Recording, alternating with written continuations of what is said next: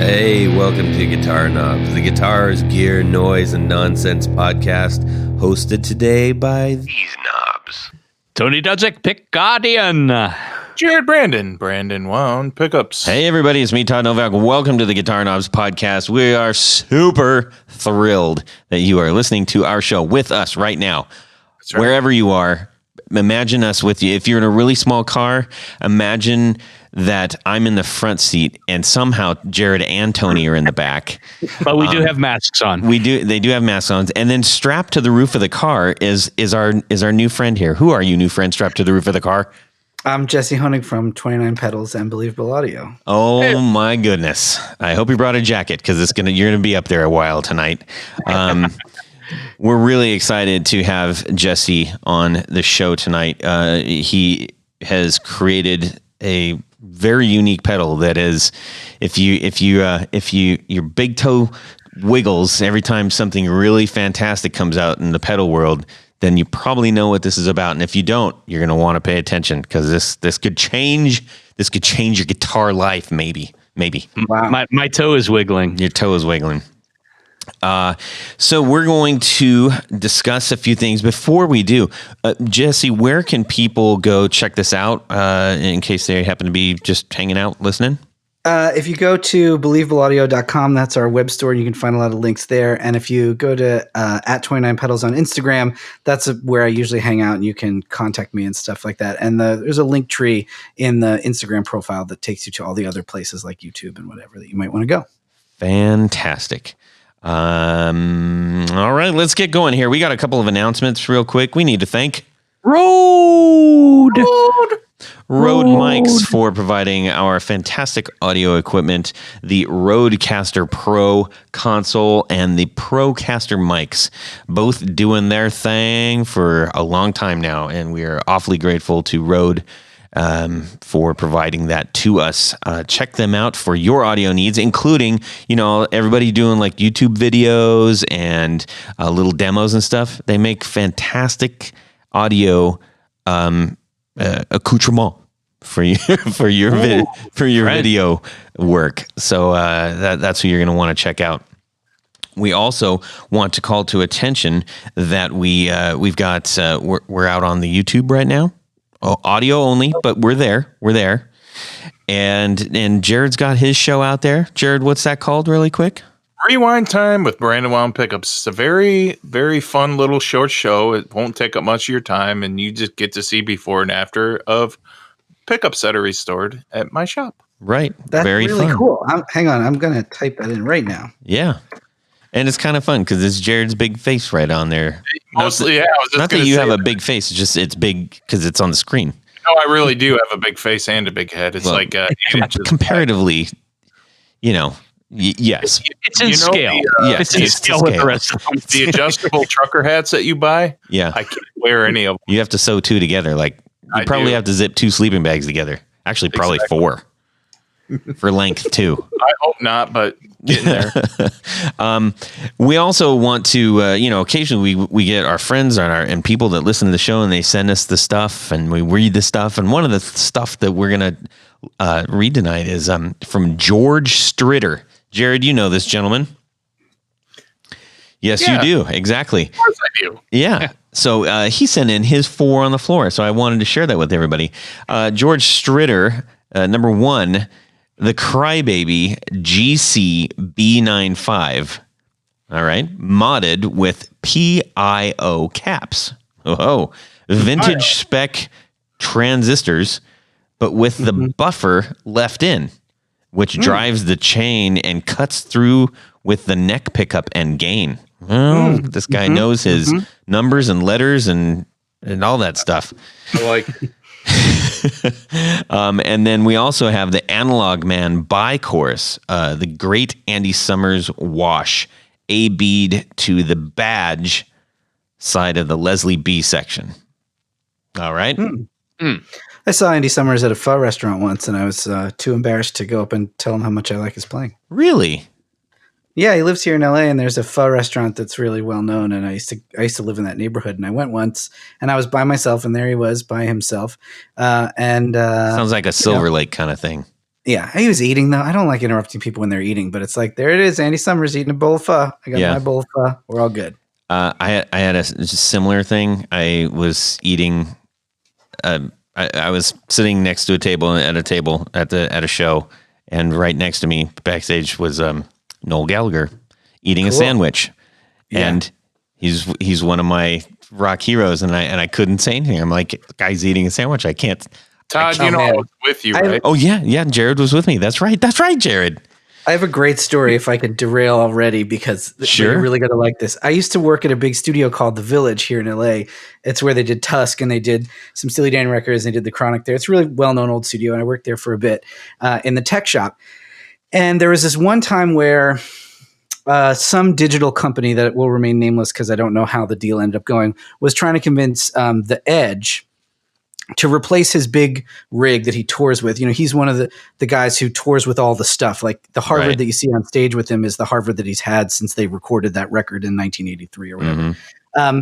And he brings all that stuff, and he's really superstitious about it. So he doesn't like his tech to repair anything or mod anything because everything has to be exactly right, exactly original. He's just, very specific about it. Mm-hmm. Anyway, so this digital company wanted to sell him on one of their modeling rigs. And one of the great things about working in a place like The Village is, in order to pitch this to him, they booked out Studio D, which is the big, nice studio where they did Tusk. They booked out Studio D for like 2 weeks, and they got Edge and his tech, who's amazing, Dallas, and Bob Bradshaw to come in and like set up Edge's rig and tweak it all out like they were doing a big concert, except they just did it in the studio I worked at. So I got to hang out with them and work on the rig. And then they did that for like a week. And then the modeling software people came in and got to like sweep all his pedals and look at all his presets and go through all the Bradshaw rig stuff and make notes about everything. And then they went home and they built out their profile. And then we all sat around Studio D like A-B, which sounds better. Mm-hmm. And I worked really closely with Dallas and Bradshaw on setting it up and stuff. And it was really, really fun. I got to build guitar cables for Edge. So like, he had a cable harness that went bad and I was working in the tech shop. So Dallas walked in, he was like, can you rebuild, a new guitar cable harness for Edge? And I was like, yeah. Like, no problem. So I was building all these cables and I didn't get to meet Edge because he only came in at the very end, and there, obviously, everybody wants to meet him, so he has to be a little private by nature. But you know how when you order lunch at a takeout restaurant, like if you guys were going to order lunch, the runner would go and they would write Todd on one and Jared on one and Tony on the other. So I went up to the break room one day after a long day of work just to eat my lunch. And in the trash there was like a styrofoam sandwich container on which had been written Edge, tuna salad. That's awesome. Please tell me you kept that.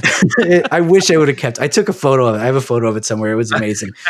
Dallas is so cool, and Bradshaw is amazing. Like, I learned more from Bradshaw in 5 minutes when he wasn't even really talking to me about anything. He was just like doing something, and I was watching him. I mean, that guy is amazing. I don't think he gets enough credit anymore. Like in the big 80s when everybody was touring, and in the big 90s when everybody had big rigs and stuff like that, everybody knew Bradshaw. Everybody knew the Bradshaw rig was the thing that you wanted. And like, there's all these products on the market that are kind of derived from Bob's work. Similar to Pete Cornish. It's like Pete Cornish and Bob Bradshaw like really updated and modernized how guitar rigs worked for people, and they don't really get enough like name checking anymore, even though so much of what we do is derived from their work. You think about it, like even EUNA, right? The concept of EUNA, like an input driver to drive your rig. That's the pedal we're going to talk about later. Yeah, it's like, Pete Cornish and Bob Bradshaw basically identified that problem years ago and had complicated solutions to it and simple solutions to it. And I have my own little version of it now that, is its own thing, but we derive so much from those guys and they don't get enough credit. So, thank you for pointing that out and reminding us. Yeah. It's like, Bob Bradshaw is cool. Pete Cornish is cool. That's all you had to say, right? Yeah. And also I saw Edge's sandwich container once and it made my day. That's fantastic. I love that. And he may still be using guitar cables that I made. I don't know how long those harnesses last him. It was a few years ago now. Well, you should call him up and make him some new ones. Yeah. Okay. Let's finish up. George Sturgeon. That was a great segue. That was fun. Thank you. We love taking the side alleys down places. So after George Stritter's Analog Man Bi-Chorus, he's got the DoD 670 flanger. He says it has to have a hardwired power cable. Great with the regen cranked. Makes his guitar sound like it's puking notes on the downswing. Okie dokie. Also, the Mojo Hand Nebula 4 phaser does the MXR script logo phase 45 thing without the cork sniffer price tag. Oh, yeah. Yeah. George Stritter, very colorful writing there. Can I say something that I think is maybe a controversial statement? Do it. As a part-time wine connoisseur, sniffing corks is awesome. Like anytime people want to say like cork sniffer is always a term we use when people get too crazy about the details. But like, I got to tell you, when a sommelier guides you through like how to sniff the cork and how that affects how you perceive the flavor of the wine, it really does actually make a big difference. And sniffing corks is a great hobby. Have you ever tried chewing the cork? No. Is that a thing? Do that next time. I will do that, and then and we'll see if you're making fun of me on the internet. All right, Tony. I told this guy to chew the cork, and he did. That's a very Homer thing to do. And he did it. He did it. Okay, so thank you, George Stritter, for sending that in, and for Jesse taking us down a couple alleys. That's super fun. Had a good time. Get ready. Yeah. We need to talk about what's going on in our music world this week, gentlemen. We're going to just find out a little bit of, beyond the things that we're, building and stuff like that on a normal basis. What else have we been doing? Tony's going to kick us off, and then we're going to hear from Jesse. Okay. So this week I am in the process of making some new guitar racks in my basement. I'm trying to take advantage of some space that I have in the basement, and it's kind of underneath some ductwork and things like that. So it's a great place to stash guitars. I've got a couple racks down there now, but they're kind of in the way. So I came up with this. I'm trying to. I know how to work with wood, but I still like to simplify things. And basically, the other designs are kind of basically plywood and 2x4 platforms that are mounted together. Well, this one I'm going to do, it'll be 8 foot long and 2 feet wide. And soft as a downy chick. There you go. And, again, that's, I can get, the lumber and everything, plywood cut down at Lowe's or Menards, wherever I happen to be at that day. And, basically just chop up some 2x4s and build these racks. And by my calculations, I'll be able to put these kind of like head to head and on Fender style cases, because there'll be 3 shelves. I should be able to fit 15 Fender style cases, and then larger size cases, things like Gretches and acoustics. I should be able to get 12 on the other side. So by my calculations, I should be able to fit at least 27 guitars. Oh, that's a real big problem you have. Tony, if you want to design stand-up racks, for guitars out of cases, I would love to hear what you come up with for that. Because I have one that I made, and I have one of the kind of crummy tubular piping ones. And because I have like 40 guitars laying around, and I like to keep them all out of cases, even though there's things that are bad about doing that, because otherwise I tried keeping them in cases and I just never took any of them out. Yeah. Because I'm a really out of sight, out of mind person. So I have to keep them all out, and my racks are only so good. I would love to have something cooler. Yeah. So if you start working on it, let me know. Yeah. The problem, I'm a proponent of keeping guitars outside of cases, because a lot of times bad things can happen when they're inside of cases. Oh my God. Shh, don't talk. That's cool, but you still need a place to put the cases. And I'm also, so it's kind of this storage issue, and whether it's at my shop or here at home in the basement, you gotta fit the stuff somewhere. So I put mine in the guest house. So Oh, yeah. Maybe I'll just build a guest house. Yes, How's do that. Do that. Oh, God, sakes. These cases So- are taking up too much of my valuable space. All right. Let's see. Jesse, what's going on with you?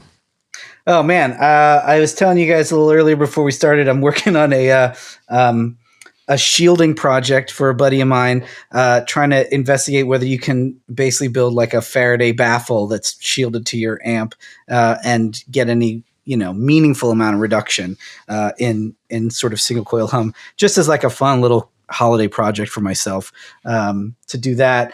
I'm working on so much stuff. I could. Like I just reset up my rig so that I can have like all 6 of my favorite amps kind of next to each other. And so I have to build myself a kind of switching device to switch between them. And I just don't like any of the ones that are available on the market. I don't know if I'll ever come out with one as a product. I'll probably just build one for myself because I have like, you want to be plugged right into the amp if you can and bypass all the other stuff. But that means when you build a switching device, you need to like lift the grounds as well as you go, so that like the one I have currently is a big rotary switch and it's a dual pole switch. So as you're selecting an amp, you're selecting the ground and the signal. So they're not all grounded together. So you don't get ground loops and things like that. But that means that it's only so useful when you want to have more than one amp on at a time. And so like I'm redoing that. I'm finishing up some other little designs and fun things. I was just doing some repair on a friend of mine's Gretsch. I'm starting to go down a pickup rabbit hole again because I'm a contrarian by nature, and so I don't like to be the. I enjoy finding like outsider things that are really, really cool. So, I don't have any PAFs or any real gold foils, but I have like tons of other weird old Harmony, Hershey bar pickups and things that were basically made the same way as gold foils, but they don't have the same kind of piece of gold foil in them. And so they're just as cool, man. Yeah. Like there's this old, if you ever see those old Tesco tulip guitars, there was a certain era of them that had these really wide, flat pickups that sound amazing. And I did some repair work for John Bryan once, and he had a Guiatone LG60, the ones that are the black and gold pickups. And those things sound amazing. And they're really like low, flat coil.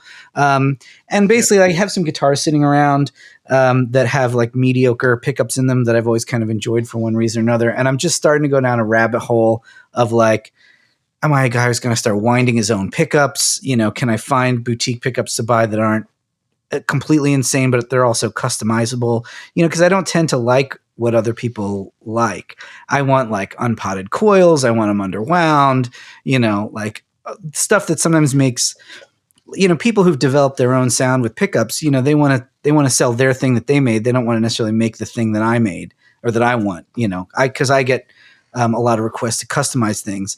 And I always tell people like, hey man, if you want to customize the thing I made for you, I'm so in favor of that. You should get out your soldering iron. I'll tell you what parts to change. I'll help you find the sound you want to find. But like, it can't be my job to custom build everybody's thing because that's actually incredibly expensive, and for pickup winders, it's the same thing. People are always calling and they're like, well, I want half of the coil to be scatter wound, and then I want the rest to be machine, to be same wind. And, everybody's got these crazy ideas about what they think would sound cool, and they may be right. But it can be really complicated for a maker to like actually make it all. So whenever I start to have custom requests for things, I always think to myself, like, rather than be a, pain in somebody's butt, constantly begging them to make what I think they should make, why don't I just get a winder, start winding my own pickups? The materials are all available. But then it's just one more thing to get good at, because people who are really good at winding coils, there's a lot of mystery to it, like the wire tension and the wire gauge and, how full can a bobbin be? And do you have to, all this stuff. I don't know if I have time in my life to get good at that. No, you don't. Fortunately, you have the energy and clearly the brains to get to all the things. I'm trying. I just love to build stuff. It's funny because you're like, oh, what projects are you working on? I'm kind of like, pick one. Yeah. Like I have this little studio under our house where I work, and I'm in here like 18 hours a day. And when I do go upstairs, I bring a notebook and I have sketches. And so there's like 12 product ideas, but then also just little one-off things I'm going to build for myself, because sometimes you want to build something for yourself even though it's never going to be a product, like a little switcher or something like that. And it sounds like you have a house on top of your studio that you live in. Yeah, that's okay. Exactly. Jared, what do you have going on? Nothing. Actually, I am going to talk about my shop, but I'm not going to talk about pickups. My shop is filthy, and if you watch the Rewind Time with Brandon Wound Pickups, you'll just see how much filthiness, and I don't mean like mold and dirt. I mean, I'm talking about little tiny parts, just billions of little tiny unorganized parts everywhere in the shop. I mean, it's like 15 years of, these screws go to this model from this year, and I put them in a bin, and I've got all these teeny tiny little bins full of little parts from, I don't even remember anymore what half the stuff is. So Zach and I started to clean out the shop today. Awesome. Yeah. Good That's job. awesome. Yeah, so it's like you find a big, I need to throw away things even if I think there's value to it, because there's more value to real estate than there is having the thing that I'm never going to use. I think the first time I came over there to see your shop, Jared, when Jeff who was one of the original guys on the show, came over there, I think I actually offered to help you clean up. Yeah, how audacious was that? Yeah, I can stick around and help you clean this up. Jared, I think you should have a spin-off podcast called Organizing Your Life When You Have a Lot of Stuff. Because I feel like the way that people tell you to get organized now is to just get rid of stuff. And that's not always an option for people like us. Like, I used to work for a guy who bought and sold vintage guitars, and he dealt in vintage correct, he dealt in specific items original guitars, but then he also dealt in parts guitars where people go to the pains of finding the date codes on the pot and date codes on the neck and building themselves a 62 Strat that never existed out of the parts that they're able to get. And that guy absolutely did need to have this set of screw, these 440 quarter-inch screws are different than these 440 quarter-inch screws because one of them is from the 60s and one of them isn't. So means and strategies for organizing your life when you have to, keep 400 different kind of bobbin around, I would listen to that all day. It's a very hard. It is very difficult to do. It really. Yeah. Because you get excited if you throw away something, you think you'll need it next week. Oh man, it's one of the reasons I started designing and building new gear as opposed to, because I used to just repair vintage gear. And I used to restore consoles, and like I said, I worked at the Village as a tech. And the kind of stuff you have to keep around when your job is repairing things is insane. And building new stuff is much easier on inventory because you buy the stuff you need to make the stuff, and then it gets made and then it goes away. You don't really worry about it. But this is the washer that you can't get anymore because it's a half metric that was put in an original 1073, and if you don't have this, the switch is never going to seat right. And it's so I got to keep 400 of those around till the day I die. I don't know. I think you should put that in my guest house. All right. Well, how about you, Todd? Well, this week I have something really exciting happen. We released a single to follow up our album on Spotify. It was for a tribute to the New Bomb Turks, and it's called Pretty Lightning. And I'm pretty excited about it. I'm going to put that on my list to check out. That sounds really cool. Yeah, thank you. The band is called The Villentinos. There, I'll plug it. The Villentinos. And so, yeah, it was super duper fun to do, and we're thrilled to be asked. We got the title, or the first track, not the title track, but we got the first track on the actual tribute album, which you can get on Bandcamp, called Straight Scared, a tribute to the New Bomb Turks. So anyways, if you like fun music and loud music, that's the ticket, baby. 1, 2, 1, 2, 3, 4 on the floor. Hey, Jared. Yes, Tony Baloney. I got a call from The Edge just the other day, and he needed some really cool cables for his Bradshaw board. Oh, yeah. Yeah. Do you have any recommendations? Yes. Tour gear. Tour gear? You mean Tour Gear Designs? Exactly. Tour gear designs, and their cables are small. They fit in any jack configuration where where the jack is on the box on your pedal, and they're very durable, and they're under $6 a piece.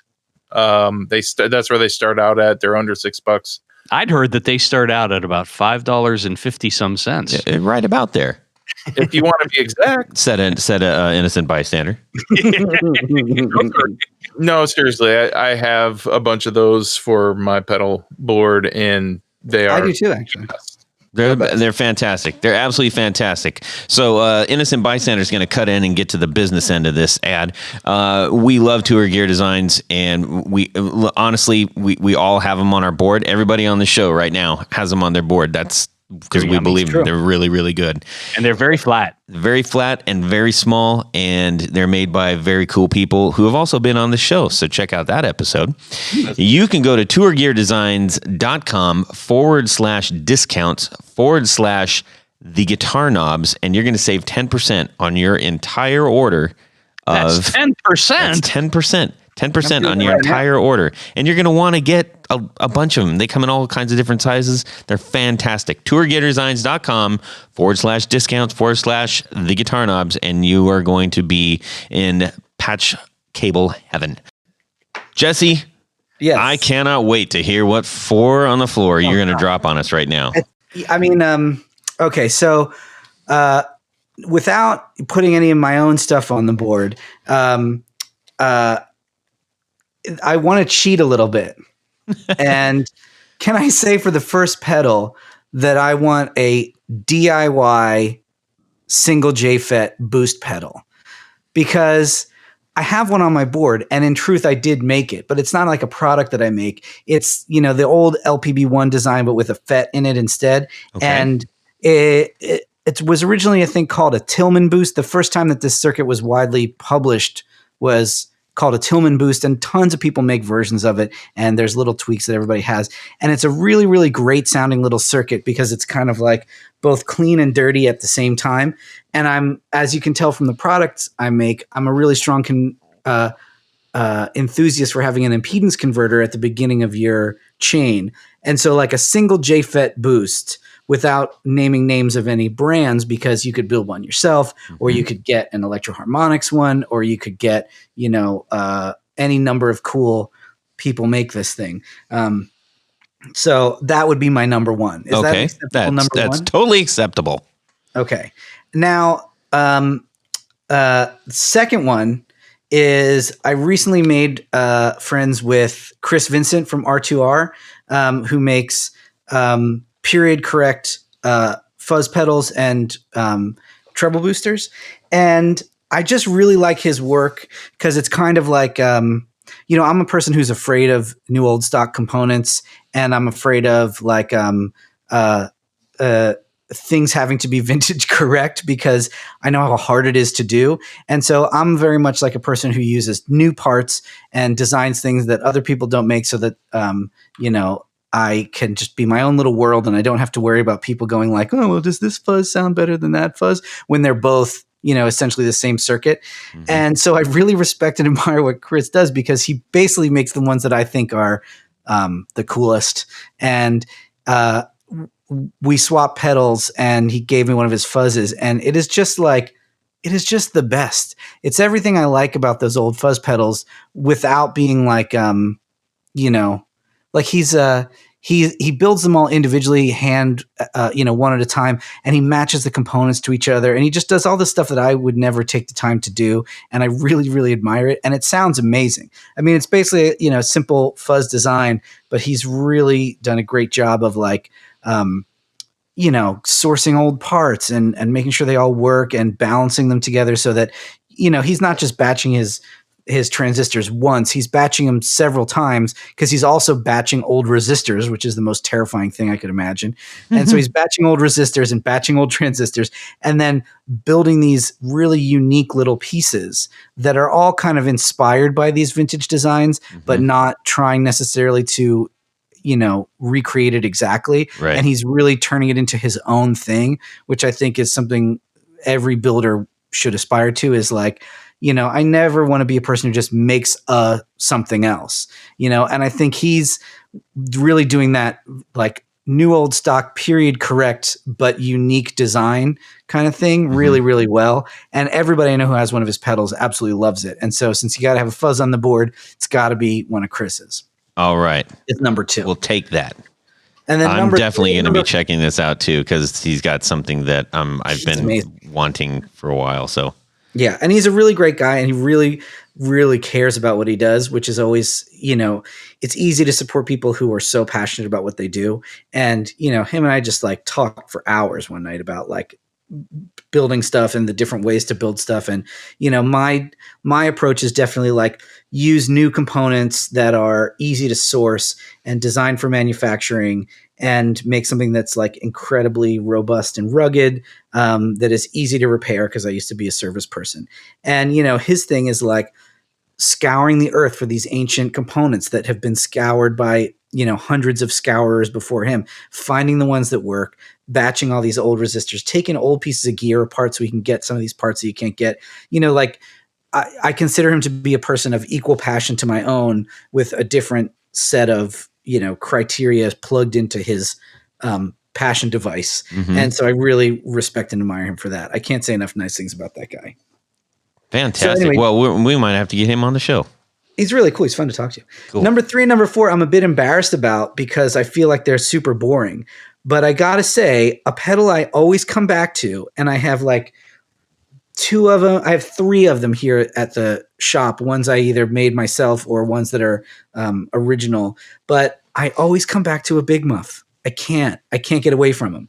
I don't even play music that really sits well with a Big Muff sometimes. Like my playing doesn't work with it. But there's something about turning on a Big Muff that makes me love everything about the moment that I'm in. And yeah, everybody likes a Big Muff. Yeah, and like the thought of living my life, if I really did have to have only 4 pedals forever, the thought of living my life without a Big Muff like brings a bit of a tear to my eye. I don't know if I could do it. And then the 4th pedal is equally boring for the same reason, which is like a memory man. Like it's funny, like I don't really actually use them very much, but the thought of being without them makes me sad. I have a big old memory man and a big old Big Muff on my board, and I don't know if I could live without them. And I wanted to say cooler things and more unique and interesting things. And when it really came down to it, I was like, you got to be honest about stuff like this. When people say, what could you really not live without? And I'm like, I don't know if I could live without a Big Muff and a memory man. It just brings joy to my heart. I like that. Someone with conviction, man. You got to have a point of view in life, You're right. Yeah. I mean, I can, because also I swap out other things all the time. I'm constantly swapping things in and out of my board, moving where things are. And I have so many cool things from other modern makers that I would love to like call out and, talk about. Some of them have been on your show already, and some of them have yet to be on your show. And there's so many super cool things being made by so many super cool people that I feel embarrassed calling out, a big name brand from 2 of my 4. But I was just trying to be honest about what I actually like. When I turn on pedals just to bring myself joy, it's those 2. And, that's just where it's at. Awesome. But I can talk about lots of unique, cool stuff if you want to talk about unique, cool We have a lot of guitar builders on our show, but I love my Gibson Les Pauls. Mm-hmm. Here you go. I'll help you out. Yeah. Well, it's the same concept, right? Yeah, exactly. I mean, it's like I have, of all those guitars I told you I have, there's not a single guitar that is stock. Everything has been modified or built from a kit, with one exception, and that's my Rick 330, which I am, endeavoring to never mod and just leave it stock, because it just brings me joy that it's the way it came from the factory. Even if like I've been eyeing some new pickups for it, there's a couple people who make really great toasters that are out there. But I'm like, it's the only guitar in the collection that's stock. And I think it's important to like, when an object really does bring you joy in that way, just to like let it exist. Because some of my other guitars are just like, I've been Frankensteining them once a year for 25 years, and they're like falling apart at this point. I have an old Aspen it's basically a Les Paul design, but it's double cutaway, but not like a flat top Les Paul DC. It's like, like a carved top Les Paul with 2 cutaways. I think it came out of the Ibanez factory. So a guitar historian could correct me on that, but it's an old Aspen from the 70s. And I've done so much to it. I've changed the pickups 20 times. I've changed the electronics more than that. I drilled holes in the body. I changed out some of the fret markers. I put tuners on it 5 different times. I put a Bigsby on it. I took the Bigsby off. I put a different brand of tremolo on it. I took that off. I put the Bigsby back on. Like all my guitars are like that. And it's always hilarious when people like hear that I have a lot of guitars and they assume that they're all going to be like 62 Strats or perfect vintage correct things. And there's not a single one. There's that everything came to me because it was broken or nobody else wanted it for some other reason. And I turned it into something that could, do something. And I like that. I've got a few like that myself. Yeah.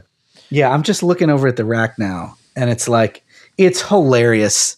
I can't wait till we can all hang out in person again. Cause next time you guys have to come to LA for NAMM or whatever, you just need to look at this little Frankenstein pile of weirdness. We will 1,000,000% do that. It is crazy. Speaking of your place and building things and not being able to leave anything alone, I can't. You are in pretty much a lot of our guitar community's purview right now as a result of your main offering, which is the 29 pedals EUNA. Mm-hmm. EUNA. Mm-hmm. It is a deliciously odd and borderline brutishly handsome or ugly, depending on where the light might be hitting it. You could be describing me personally at this point.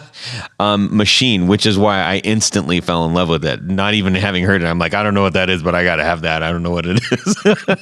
The I don't know what it is part is really the big thing behind this, because dare I say, you're not approaching this necessarily from a pedal builder standpoint. Your background in hi-fi audio, I suspect, is influencing this. Can you explain a little bit about this? Pro audio. Yeah, I mean, I kind of grew up working at recording studios, and almost as soon as I got involved in the music business when I was a teenager, like everybody else, just playing in bands and recording on a 4-track, I lucked into a job at a studio almost immediately. And then I basically got passed up the chain, from all the studios in Philly and all the producer engineer people, and a lot of really great people had a lot of influence on me. And so I've been around that gear for a long time, classic vintage audio, recording equipment for a long time. And also I work for a brand now. I work for Manly Labs that makes pro audio and hi-fi gear that is just incredibly high end. And so that is really close to my heart. And I think when I started repairing it is when I really, really fell in love with it, because some of that stuff on the inside is gorgeous. And you can see some of the jokes in the pro audio community are all these classic brands are always going out of business and getting bought by someone else and then going out of business again. And what you see when you look at this classic equipment is that it was designed by engineers and built by engineers to be incredibly robust, because, music was the social currency of the day. So one of the reasons that gear is so great is because it was really important to people at the time. Music made people a lot of money. It had a lot of social impact. It brought people together from various communities. And so in that time, you'd let engineers run away with a budget to make a product that barely made any money because it was so full of good components. And back then, basically everybody figured out what sounds good. Nothing that we're doing now is a new version of what sounds good. We're just trying to figure out how to make it without going out of business. And in a lot of ways, the reason old stuff is better than new stuff, or people who believe that it is, one of the ways you could make a case for that is that it was built not to a budget. A 1073 was not a product that was designed to hit a margin. in any way. It was designed because they wanted the best mic pre. What's the best mic pre you can come up with? And it's like, oh, transformer in and out, discrete op amp, like all this great stuff that they put in there, little tiny things that they did that cost a little bit extra money, but that make it sound better, and putting it all together in a really beautiful package of custom metal work that's easy to work on and easy to mod. Because all these classic console manufacturers looked at their offerings as a jumping off point for the in-house engineers of the studios. I've gotten a chance in my life as a repair person to see a lot of this original documentation. And you can see, like, every time someone bought a real Neve back in the 60s or 70s or a real API, it came with a book of notes. And the customer had this request or that request, and the designer had put in this thing or that thing special, because all these things were built for institutions. And then 20, 30 years of techs have gone like, oh, you know what, in our room, such and such is happening. And so we had to mod this to do that. Like we put this extra circuit in here. We took this circuit out. And you find that the stuff is just built so amazing and so resilient. And that's why, 50, 60 years later, you can pop open a 1073 and the thing looks brand new, and you can replace it with components that you can buy at the store. And it's unstoppable. It's such a beautiful piece of gear. And so my design principle coming into the pedal world, because I'm an enthusiast for guitars and guitar pedals, but I've always worked in the pro audio world and in the hi-fi world and building studios for people and things. And so one thing I noticed, I used to tour doing front of house. And so, because I'm a tech as well as an engineer, I was also tasked with helping everybody get their rigs ready for tour. And one of the first things you notice, especially when you're touring, and I think this is where we all owe a nod to Pete Cornish, is when you're touring, having a really good impedance converter at the beginning of your pedal board solves tons of problems. It solves just tons of issues you might have, this is this that day, or you have to stand 20 feet further away, or you have to, run extra wire because of this reason, or the short cable broke or whatever. I don't mind people making a case that they don't need one in a very specific situation that is fixed. But if you're a person who has a board and you go around to gigs, and you have to deal with different rooms and sometimes different backline amps, having an impedance converter at the front of your rig solves tons of issues. But the issue is that most of the ones that you can buy are kind of totally not sexy in any way. And they're in fact not generally designed to sound good. Lots of people make really simple buffers that you can use around your pedal board. And in a lot of places, a conventional buffer is totally fine. You don't need a EUNA at every place in your chain that has a buffer. It'd be a bit of overkill. I mean, it would sound fantastic, but you don't need it there. But one thing I learned from working on microphones is that if you're trying to improve an audio system, where you look to improve it first is the high impedance point. So, the electric guitar, the way most of us use it, was designed, in the 40s and 50s, and it's a high impedance circuit that runs a wire that is much longer than it should. When Les Paul was trying to make everybody get into low impedance pickups, he's absolutely right. If you got into low impedance pickups and if all of our gear was built for low impedance pickups, you'd have very, very few tone suck, quote unquote, issues. Ever wonder why you can't run your guitar 20 feet without tone suck, but you can run 200 feet of mic cable before you really notice anything that qualifies as tone suck. And it's because of the impedance of the circuit. So an impedance converter is a really great idea, but most of them are designed as an afterthought. And so that high impedance point is really, really critical. I don't know if you guys or any of your listeners ever work on old microphones, but on microphone capsules, especially large diaphragm condenser capsules, this is probably only really true for those, although I wouldn't be surprised if there was other examples. But that impedance point, right? So basically, in thinking about it in terms of the guitar, the capsule is your pickup, and the high impedance point on the FET or on the tube is the first pedal in your chain.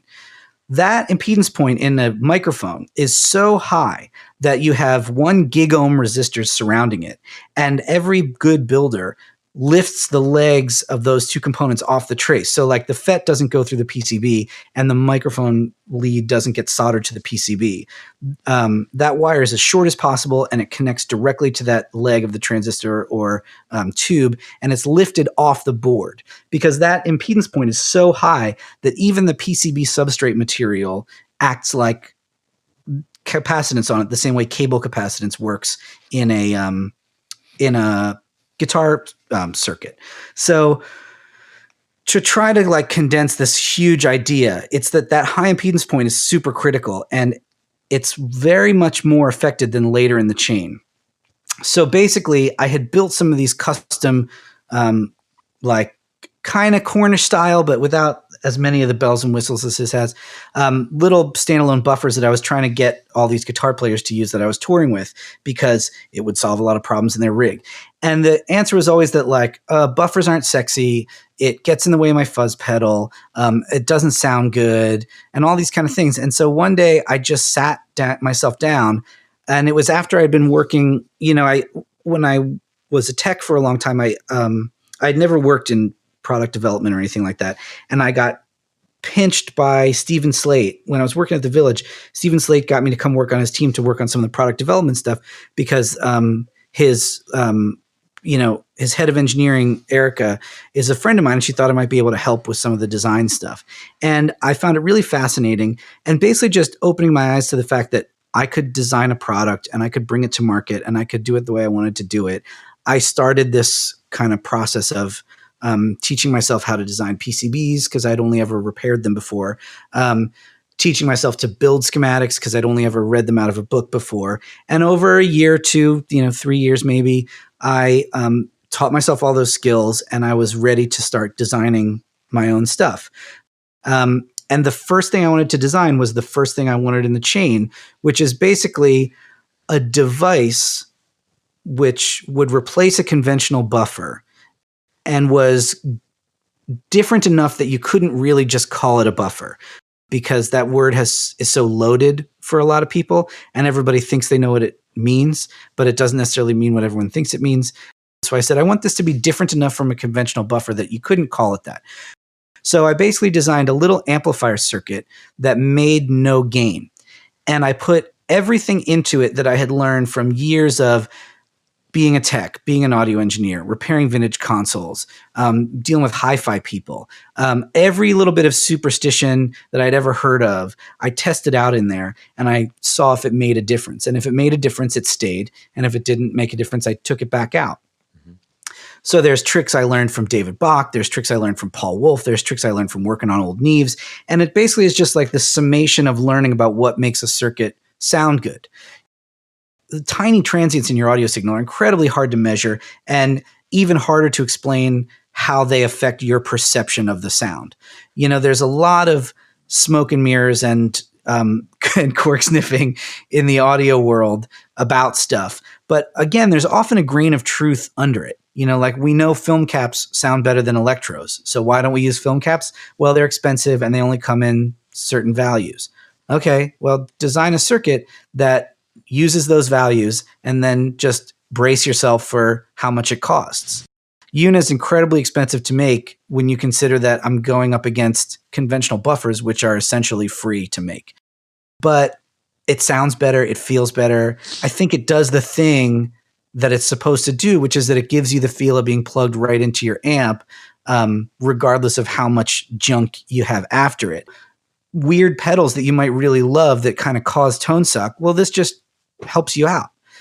It's got that little handy insert loop because a really good friend of mine, Adam Zimmon, I was trying to pitch him on one of my older designs, and he's a fuzz pedal enthusiast, and he was like, well, the fuzz pedal has to go first. And I said, yeah, but the high impedance point is super critical. So at that point in your guitar circuit, passing it through 2 extra jacks and 1 extra switch actually does make it sound worse. It's very small, but it is there. So plugging into EUNA first, steel box, huge PCB trace, short signal path will sound better than putting the fuzz pedal first, even if it's true bypass. Because that point in the signal is so critical. I mean, it's a small amount, but if you're going to go for it, right? Mhm. And so I put this insert loop in because the fuzz pedal, since it has lower input impedance, and the whole part of the fuzz pedal sound is that the input impedance is too low for the guitar, and so it hangs on it and it causes that thick, syrupy sound that we all really like out of classic fuzz pedals. The fuzz pedal doesn't care about 1 inch of, 4-ounce copper PCB trace. If you're trying to get the brightest, most headroom, most noise-free sound you can, the high impedance version of that does care. And so having the insert loop in EUNA rather than just having the fuzz pedal first in bypass does make a difference, in my opinion. If you took your old fuzz face and plugged it into your amp with a 2-inch cable, it would be brighter than that fuzz face driving 20 feet of cable to your amp because of the loading of the circuit. And most fuzz circuits aren't actually that good at driving a load. So the way the fuzz pedal hits the next pedal in your chain, so let's say you're a person who loves an old fuzz face and you run that into some sort of more medium overdrive because you like the way that sounds, like a Red Llama or something like that. If you put a buffer like EUNA in between those, it'll change that relationship. And so I wanted to make sure that the insert loop not only switched EUNA off the input, but also switched EUNA off the output. So it really is just swapping the path with the fuzz pedal. Because if you're an enthusiast for that kind of circuit, those classic fuzz circuits, the way you drive after it also has a big impact on the sound. Some people might like the sound of a buffer right after it. Some people might not. Most buffers that you're going to encounter later in your chain don't have as high input impedance as EUNA, and so they're going to react more like you're expecting. And so I wanted to just get EUNA totally out of the way when you want to go to that classic fuzz sound driving the rest of your pedal board. So EUNA being able to swap paths, like clean path to dirty path, like buffered hi-fi path to fuzz path, was really important to me. And I worked a lot on that circuit just so I could be sure that classic fuzz people are fine to use this with the pedal in the loop. That was one of the reasons I became friends with Chris, because, my product is designed to support products like his, because having a really good clean path is really important. Having a really good fuzz path is important. And I'm just building the clean path part. So I wanted to get one of his devices and make sure it worked with what I was doing, just to make sure that what I was saying was at least true enough that I felt good about saying it. You can always debate things in audio because everything is about feel. I wanted to make sure I at least really listen to a lot of classic fuzz circuits in that place, because when you're using EUNA to swap your fuzz pedal, your fuzz can kind of always be on, and then EUNA's switch is switching between clean path, fuzz path. I don't know. I mean, I just kind of I like to take all that stuff really seriously. I have a really fun time exploring it. If you have to edit some of this out, I'm not going to be offended because I know I'm not going to edit anything out, because this is officially, as I just butted in right now, that is officially the longest time none of us have spoken. There's a similar thing with the power supply on the inside. I had a really great fortune when I was working at the Village, is that because the Village owns 2 Neve 88Rs, I talked to one of their designers there, and he's like, in a lot of ways, you can do a lot more with the circuit, and you can get a lot more headroom, and a lot of things become easier, and the circuits become simpler if you have bipolar voltage. Plus minus 15 with 0 in the middle will always sound better than plus 24 and 0, at least according to this designer. Hey, real quick, Jesse, yeah. I just want to bust in case anybody doesn't know what Neve is. Think Sound City board, right? Yeah. And pedal makers are starting to make stuff that's based on their circuitry too. So a lot of people are probably getting more familiar with it now. But so I was talking to this guy about it, and he was like, all things being equal, we have to build 1073s with plus 24 and 0 because that's the way they originally were designed. But in a lot of ways, a plus minus circuit is much better because the bias is simpler and all these, I don't want to get into too much of the deep tech stuff, but it's easier to build a good sounding circuit when you have bipolar voltage, especially if your plan is to use op amps. And so I wanted to use plus minus 15 inside the pedal. But, you guys will laugh at this. So originally I got a lunchbox supply, which for people that don't know, those 500 series racks that you see, that have audio modules in them, they usually come with an external power supply. And that type of rig is called a lunchbox. And so the supply is called a lunchbox rig. Suffice to say, it's a big box, maybe 6 inches or more by 4 inches or more, has to be powered right to the wall, and it comes out on an XLR 5-pin cable. And so the first design for EUNA actually had a 5-pin XLR power input and required an external power supply. And I was like, this is great because I can buy lunchbox supplies and they can power a lot of stuff and blah, blah, blah. And I sent one to my friend Jason Laughlin, who's an amazing guitar player that I've been friends with for a long time. And he said to me, when I said, I'm going to send you this thing I made. It's going to solve all your problems. You're going to love the way it sounds. It's got a cool external power supply. And he said, I'm going to stop you right there, dude. If it needs a special external power supply, I don't care how good it sounds. In fact, I don't even want to know if it sounds good because I don't want to worry about having to take that on a gig, because dealing with power on your pedal board is the pits. And as soon as there's one pedal that needs a special supply, you're either going to blow it up or blow something else up because you were like spilled a beer on it in the middle of a gig and had to pull wires out, and then you plugged them all back in wrong, and then everything's fried. And so I took that to heart and I went back to the drawing board, and this took me like 6 or 8 months of design work, but I basically designed a circuit where it's the normal DC jack in. So it's like the size DC jack that you see on all your pedals and also on your Wi-Fi router in your house and tons of other gear. 9-volt style thing. Yeah. Except it takes 7.5 to 40 volts. Well, 35 volts to be safe. 7.5 to 35 volts of AC or DC in either polarity. And it doesn't care, and it doesn't affect the tone in any way because internally it just regulates it all and converts it to plus minus 15 at exactly the same amperage, regardless of what you put into it. You know, at a certain point, you're dumping some of it as heat. So I don't advise people to like go out and get a 35 volt supply. Although I did take a 35 volt supply and plug it into it and leave it plugged in for like a week, and it's fine. You know, it gets warm, but not hot, but it does get warm because it's dumping a lot of it as heat. But you know, I just made it so that you could plug whatever into it. And then when it came time to design the chassis, I originally just wrote it in Paint Pen before I started using it as a marketing thing. I just wrote whatever on the box. And that's why it takes whatever. And now that I've designed that circuit, I have that circuit and I put it in all my pedals so that, you know, you can like whatever you have laying around, just plug it in there. It'll be fine. You know, if I only have an 18 volt output left on my brick. Okay. I don't care. Sounds the same. Doesn't care. Oh, well, now I got a pedal that uses 18 volts. So now I want to plug 9 volts into it. But does it change the sound? No, it doesn't. It can't. Everything, it's been filtered and regulated so much at that point.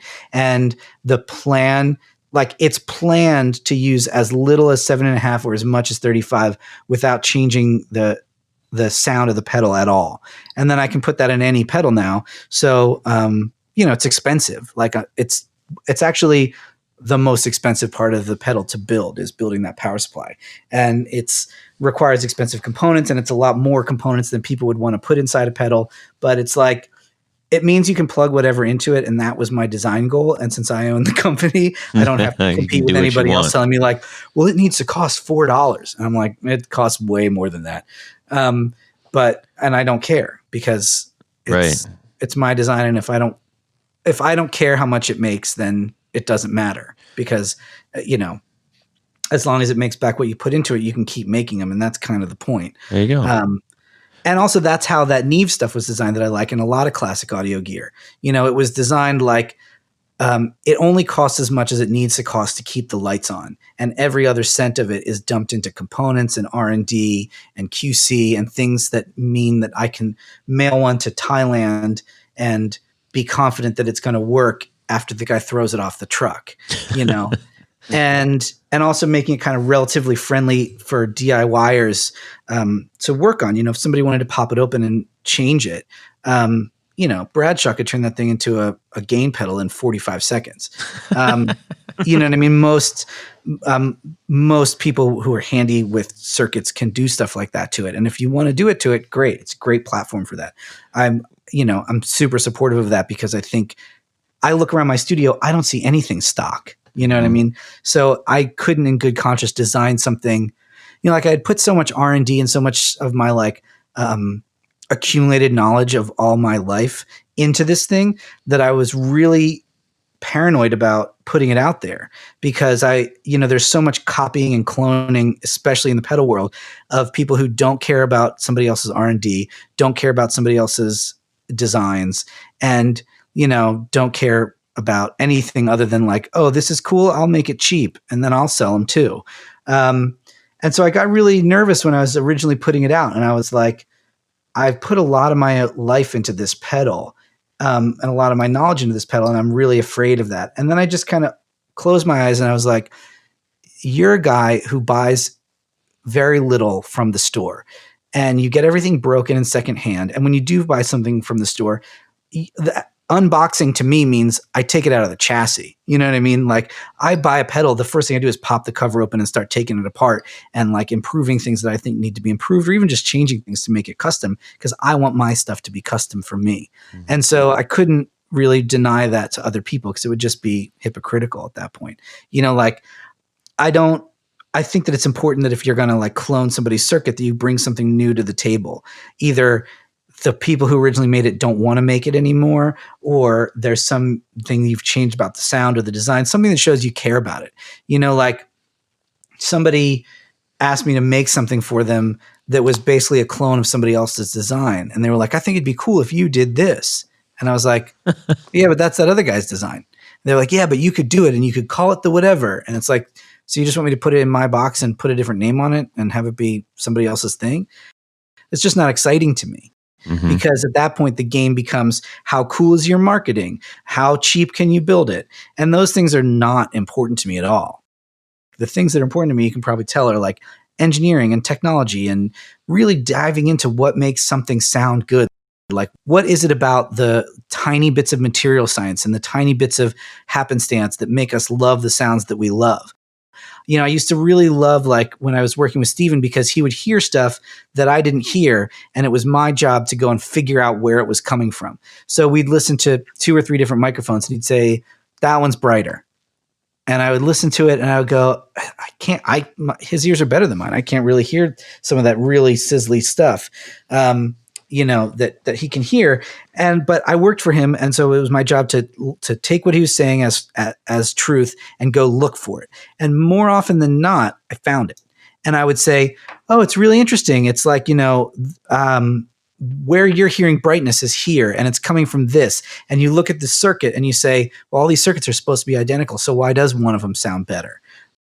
Getting into the slalom of the material science, most designers call it the slalom, which is that like, every component is that you buy has a percentage rating of how tight it needs to be before it's rejected. So like, 100 ohm resistor that's a 1% resistor needs to be 101 ohms or 99 ohms or somewhere in between.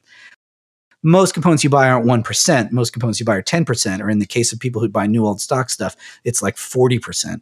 And so they're all allowed to be a little different. So if you want to make 100 of anything. So like, I made over 300 EUNAs this year. I want all of them to be exactly the same.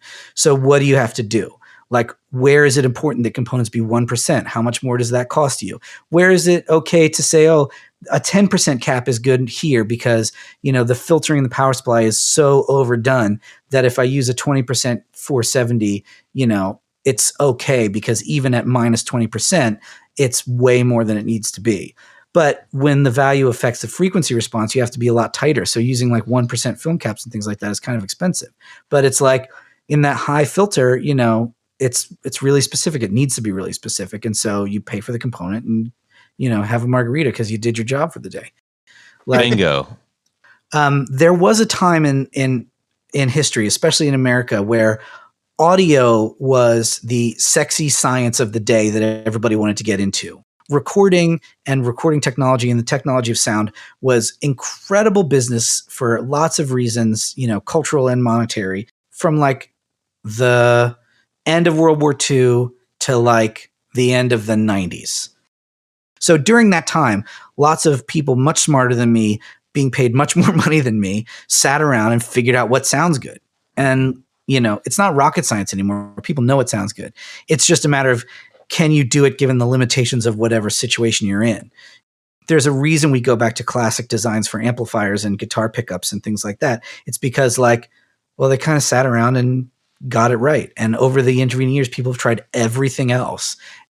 Higher impedance coils, lower impedance coils, active coils, fully shielded, fully unshielded, thicker wire, thinner wire, different kinds of lacquer. They all have a slight impact on the sound, and now we know what they are. So if you want to make something like that, you can just make it now.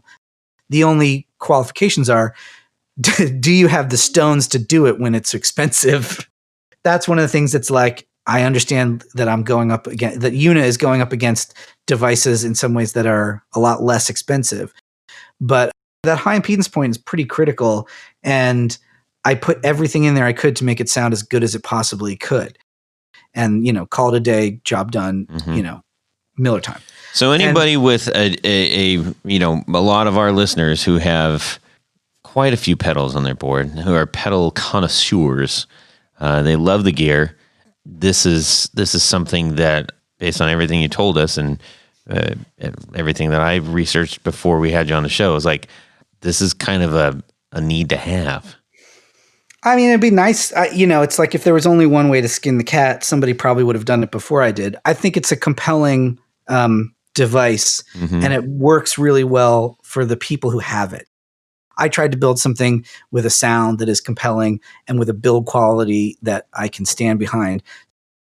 The second pedal that's coming out in January is called WAMP, and it's a similar approach, but it's for the output of your board. What pedals do we tend to have at the end of our chain? Mod pedals, reverb pedals, things like that.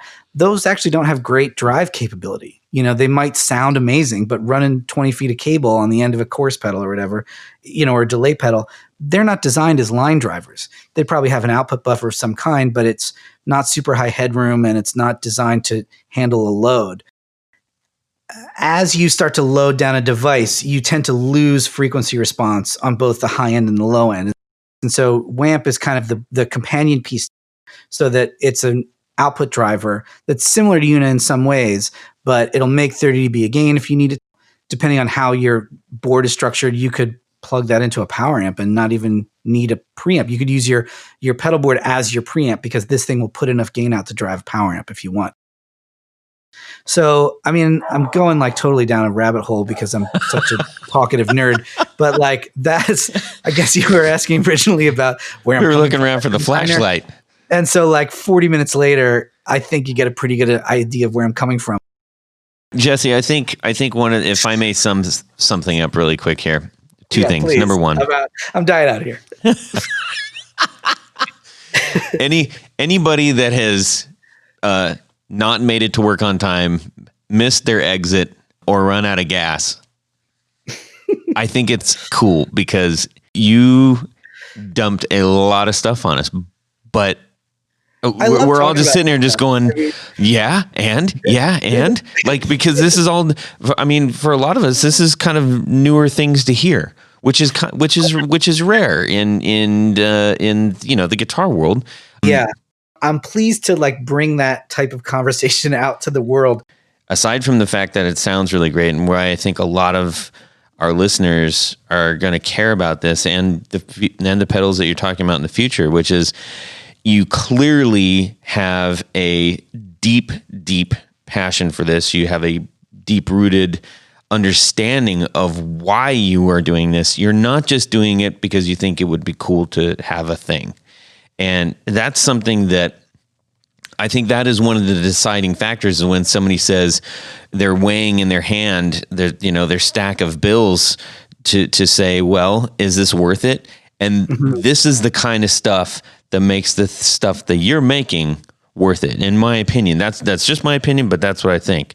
No, thanks. That's really nice of you to say. I hope that is the case. Well, Jesse, all this is to say, everybody, that this is a serious pedal that you should really consider for your tone. If you got a big pedal board, if you got a lot of wires, if you just want better sound, if you just want something that's built by somebody who like seriously gives a crap, this is something you want to check out. We're going to go over to Jaredville right now. That's right. Yeah. Thank you, Jared. And what's interesting is, Jesse, you brought up a personality earlier, and I made up this would you rather before the show, before I knew you were going to say this. And then Tony brought it back up. So this is going to be kind of fun.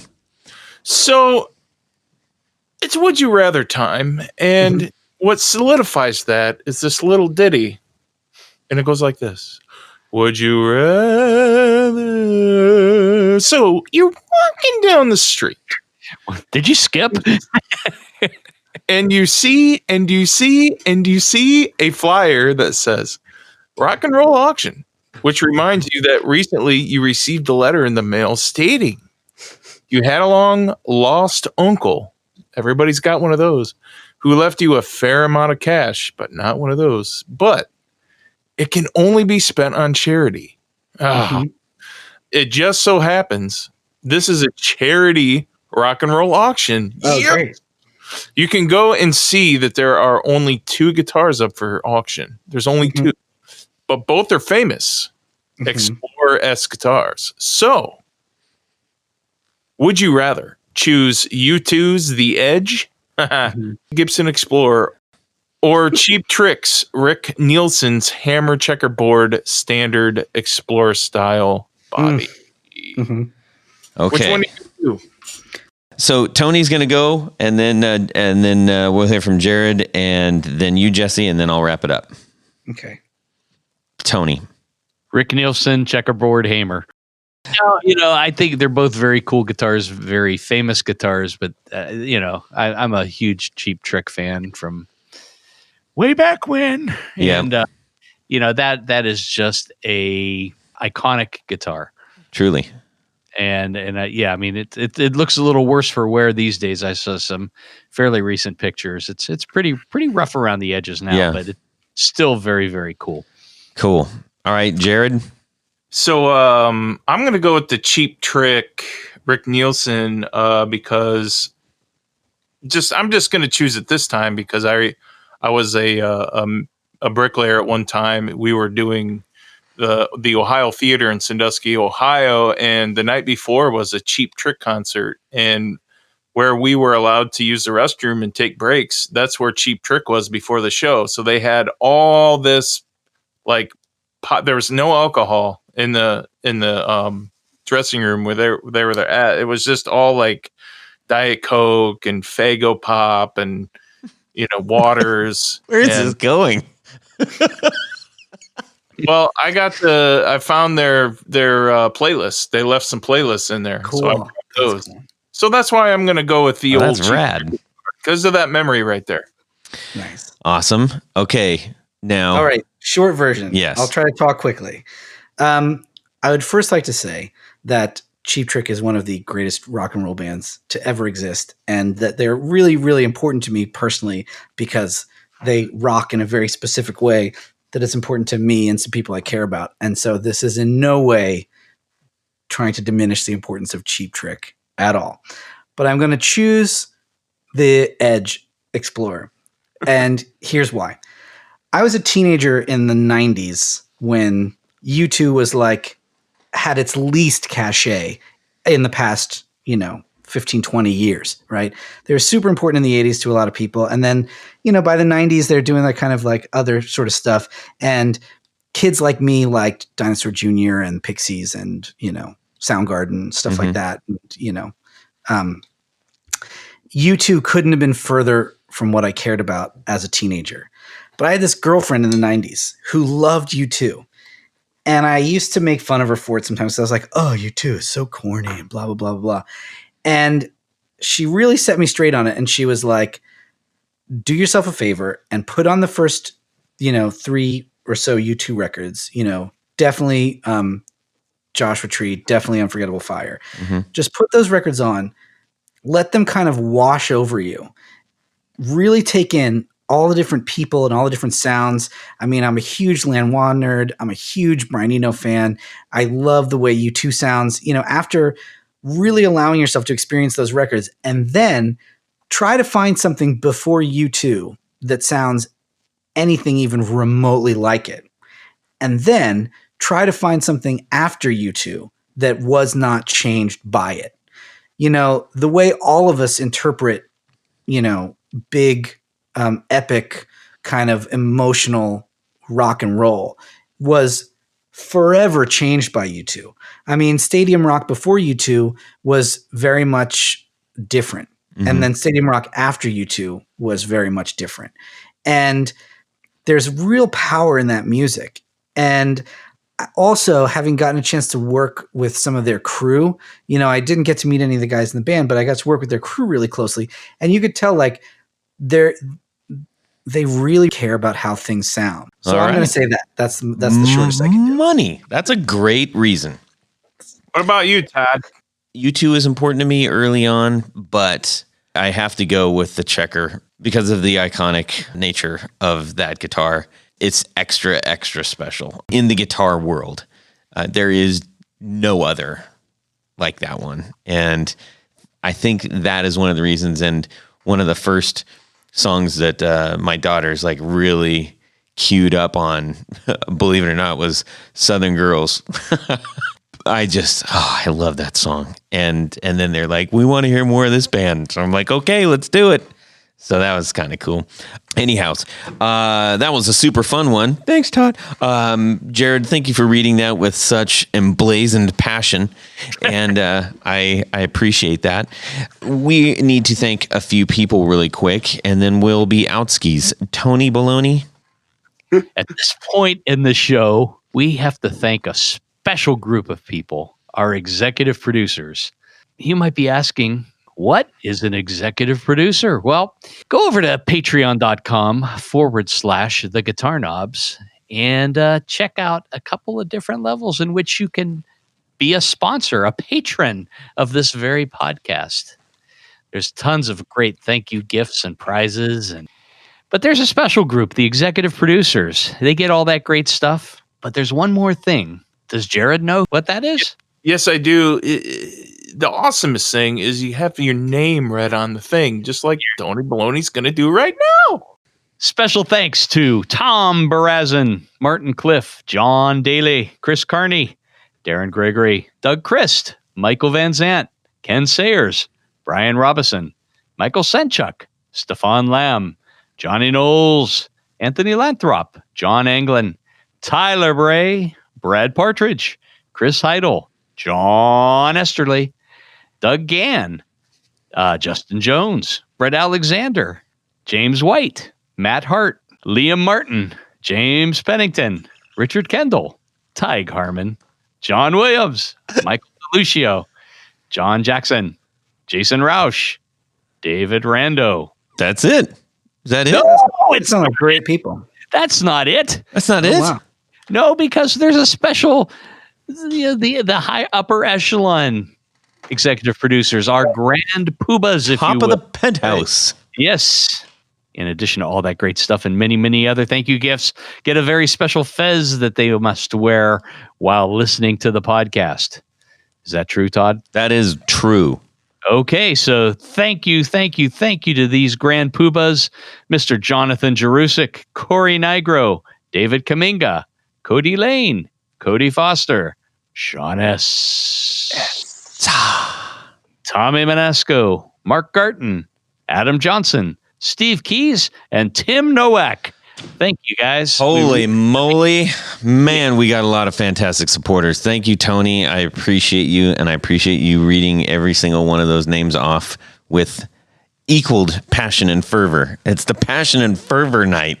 Passion and fervor. Yes. So, Jesse, where can people go to get these things that you make? I'll tell you something, which is that normally you can go to believableaudio.com and buy them direct from me. But a lot of your local dealers were kind enough to like buy up all the inventory I had before the holidays. And so I turned off direct sales to encourage people to like support local guitar stores and pedal retailers while, during the holidays, especially because it was such a tough year for a lot of people. And, every little bit helps. And since they picked it up from me and that's really helpful to me, I want to make sure I kind of spread the love a little bit and encourage everybody, like around the holidays, find a local pedal retailer. You can find me on Instagram at 29pedals if you're having trouble locating one locally. And I'll try to connect you with a dealer who has one. And then after the holidays are over, direct sales are going to be back on. You can buy one direct from me if you'd like, or from your preferred pedal dealer. Both options will be available in the future. Again, I just turned off the direct sales for a bit because I really wanted to make sure that the smaller pedal dealers who really are like where a lot of us as kids, discovered a lot of these cool things. The first places I saw cool vintage gear was Westchester Music outside of Philadelphia. And, that's a small store and they're having a hard time, not them particularly, but small stores are having a hard time with foot traffic this year. So I wanted just to make sure that anything I can do to help them, I do. And then, once the holidays are over, I'll turn direct sales back on. And if you'd prefer to buy one direct from me, then you can. Awesome. And let's see, Tony Baloney. Head over to pickguardian.com. You can check out some of the stuff that I do, some of the things I have available for sale. But by and large, most of what I do is custom work. So just shoot me an email. Tell me what you need, what you want to do, what materials, all the fun stuff. I will take care of you personally. I actually have some stuff to send you. I'm really excited about it. I was waiting. I was going to order it a few weeks ago, and I was like, I'm going to wait till I talk to this guy and drop some requests. I got some cool stuff I need help with. Nice. Because I'm terrible with a router. I really need some help. Jared, how about yourself? Why, yes. If anybody needs any pickups, any old-looking new pickups or vice versa or whatever, go to brandonwoundpickups.com and look over my stuff I have on the website. And if there's something there that you want to try out, if you want to get really technical and weird and really far down the rabbit hole, that's what I do. That's my specialty. So email me, message me on Instagram, Brandon Wound Pickups, Facebook, whatever you're on, and you can get a hold of me. Come on. Jared, I think you should do like those Japanese toys where you don't know what's inside, and just like as you're cleaning your basement, just make a bunch of like little bags full of who knows what's in it and sell those. The mystery box. That'd be fantastic. You have enough. I have enough like scrap whatever's laying around. I did think about making like a shop cleaning pickup set. I would buy that in a second. That's exactly the kind of nerd stuff I like. It's like this guy had some bobbins laying around and he had whatever kind of wire and he spliced it in the middle and nobody's ever going to be able to figure out what he did and it sounds amazing. Yeah, totally do that. That's what we're going to do. You can send me an email, todd@theguitarknobs.com. You can also DM me and I will, on behalf of all the other ones, all the other fellas at Guitar Knobs, we'd love to hear your would you rathers and what's just going on with you generally in your guitar world, what you love, what you hate about the show, etc., etc. We want to give a humongous thanks to Jesse from 29 Pedals for sharing so much tonight. That was fantastic. Let me thank you guys for listening to because most people would have left, and I really appreciate that. I only left once. he did have to pee. I was hoping we would have another segment where we got to, talk about the stuff that you guys are doing because I have questions for Tony. I have pick guards I need. I have questions for Jared. I'd love to get some pickups wound. I think there should be a special episode of the show where guests get to come back and just talk to those guys about what they're doing. Because that's not a bad idea. I like that. I really would love to. I would love to be on to just have time asking them about their stuff. I like it. I love it. All right, everybody. We'll have a fantastic Guitar Week and subscribe. Yeah. What do you sit on a tree and crap through feathers? Wow. So. Is that a staple gun? Yeah. Because I just love that there's a bit of truth hidden under all their madness. Hello? Yeah. Welcome to the Nerdcast, Tony. Man, I feel so stupid. Like Jared said, it's probably never going to be 100% effective. But I would kind of like to have a Faraday suit. Idiot, man. I'm sorry. I'm a big interrupter because I get excited to talk. Oh, we might have an interrupt off because Jared is this champion. Oh, well. I'm not very competitive, so I would just give up. See? I don't even have to try to interrupt. I'll talk about this stuff forever. 29, 30, whatever it takes. I'd like to build a proper full Faraday cage in my house, just big enough for like a chair. Tony back yet? Yeah, I'm here. Exactly. Well, that's it for these knobs. Please visit our Patreon page at patreon.com/theguitarknobs. Visit our website at theguitarknobs.com for all of our past episodes, 4 on the Floor blog, and other good stuff. You can connect with us on social too at our Facebook page and share your gear and stories on our Facebook group. Also, be sure to check out our Instagram at Guitar Knobs. Catch you next time.